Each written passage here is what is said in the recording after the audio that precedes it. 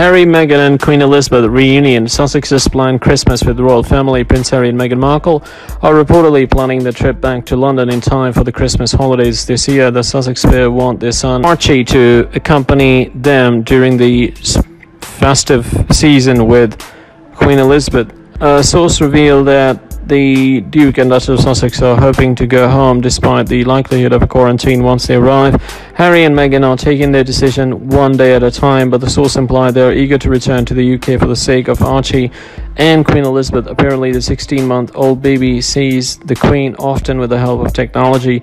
The source said that they bonded over their frequent Zoom calls as initiated by Harry, who is close to his grandmother.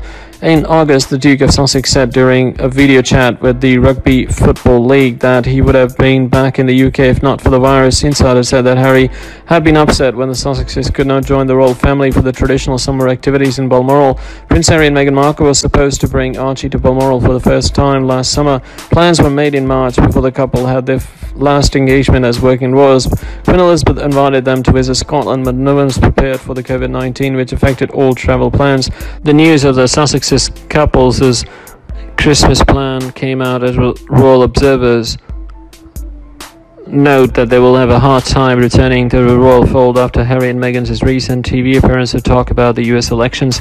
Royal commentator Camilla Tominey said that she doesn't see Harry and Meghan rushing back home after making the political statements as it goes against the royal family's protocols. Critics said that it might be alright for Meghan to show her political colors and vote this November as an American. However, it is unacceptable for Harry to be poking his nose on the US elections as he's still a royal. Harry is still the sixth in line to the British throne despite stepping back from the royal duties earlier this year. He's still known as the Duke of Sussex, though Queen Elizabeth stripped him of his HRH, his Royal Highness title. Buckingham Palace issued no comments about Prince Harry and Meghan's TV appearance. However, the sources said that the Duke of Sussex has plans to stay longer in the UK in 2021 for the Invictus Games, the unveiling of his mother's statue in Kensington Palace, and the Rugby World Cup. Meghan Markle, Prince Harry's haunted wedding. Souls of slaves attended ceremony. Bishop says the ghosts of slaves were present at the wedding of Prince Harry and Meghan Markle. American Episcopal Church Bishop Primate Most Reverend Michael Curry says, adding that he felt their presence. The bishop published what he experienced in his new book, Love is the Way, and he spoke up to people what really happened during the royal wedding. Markle and Harry invited Curry to deliver a 14-minute sermon on this special day in May 2018. It was televised and watched by 17 million viewers worldwide. Curry said following his words, he felt the presence of slaves. The Duke and Duchess of Sussex's wedding was held at St. George's Chapel, Windsor Castle. Built between 1475 and 1511, the medieval Gothic site is also the burial place of many British royals and their descendants. Curry said that he doesn't want to cause alarm or spook people. However, he felt that the slaves were heard. The Queen of England was present. Curry saw this as a sign of hope, and he was happy with the Queen's graciousness. Before the wedding, Curry said in an interview with the US Weekly that he didn't know who Harry and Markle were. However, he could feel their genuine love when he saw the couple together. Curry said that he had no further contact with the couple, but he continues to pray for their marriage. Curry supports Markle's initiative in encouraging Americans to vote in November. He acknowledges Markle's efforts to lift women and people of color. Curry is a descendant of slaves and dreams America will live up to the ideas of human equality, sisterhood, and brotherhood. Curry's book touches on his wedding ceremony, provides a glimpse into the lives of impoverished people and minorities struggling every day. He also wrote about recognizing the LGBTQ community in his Episcopal Church. According to Today, Love is the Way is about unselfish love, which he said must be grounded in good deeds for the well-being of others. Curry said there was so much negativity and the putting down of people that it was hurting. This needs to end through love.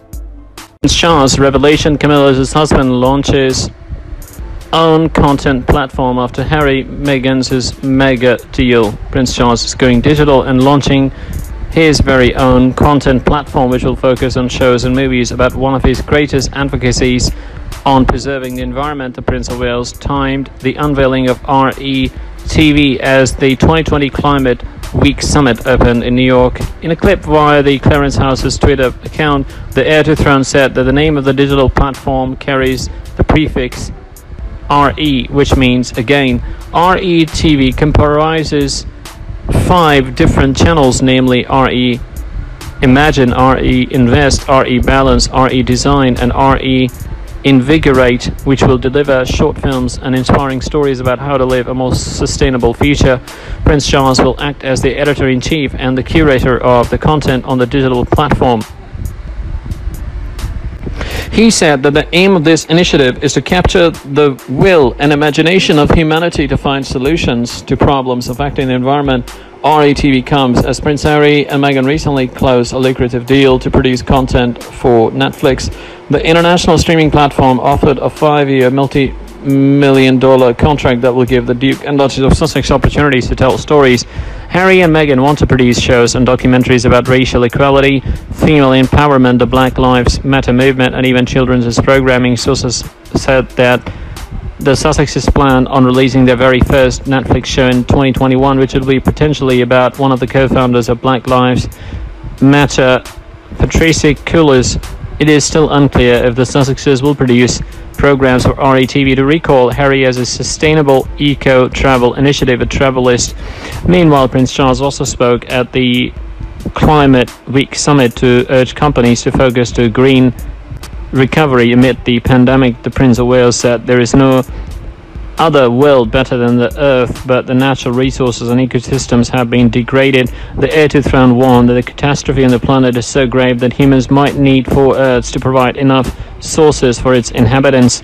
Prince Charles said the industries are already strained due to the coronavirus, and the challenge today is to find other ways to make this planet sustainable. The royal said that every nation has until 2030 to cut down on carbon emissions and other waste.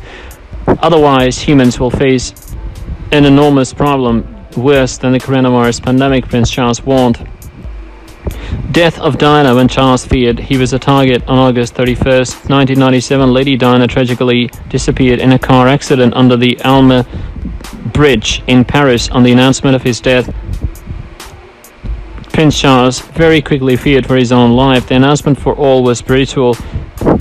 Lady Diana, the one nicknamed the Princess of Hearts, was killed in a tragic car accident under the Alma Bridge on August 31st, 1997. She didn't die at the time of the tragedy, but a few hours later at the Pitié-Salpêtrière Hospital in an icy room. Prince Charles, who jumped on a plane after learning of the horrific news, came to recognize the body of his ex-wife, an intimate farewell away from the cameras. In the United Kingdom, the news of her death caused a real shockwave. The British are amazed. Thousands of them in tears, flowers and candles in hand, converge on Kensington Palace. A year earlier, the divorce between the princess and Prince Charles had been pronounced. The interview with the mother of William and Harry in the show Panorama, where it evoked Unbearable Marriage 3, making reference to Camilla Parker Bowles, had accentuated the unpopularity of the future heir to the throne.